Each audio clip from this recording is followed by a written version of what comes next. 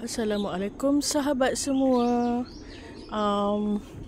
Saya memang akan tertarik lah dengan pokok-pokok yang macam, yelah, yang menarik hati saya lah.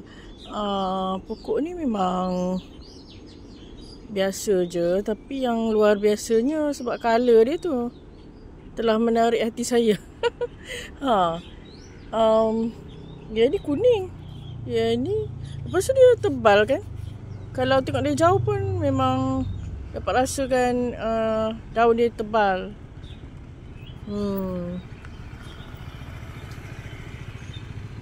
Cantik kan?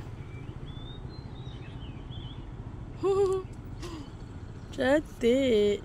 Daun dia macam daun manggis pun dia. Cuma colouring. Tengok ni. Cantik sangat. Saya sukalah. Aduh. Saya dah suka tu. Dia macam batik pun dia. Yalah, batik lah, apalah. Yalah, nampak ni. Dia ada seni tu, seni. Okay guys, thank you.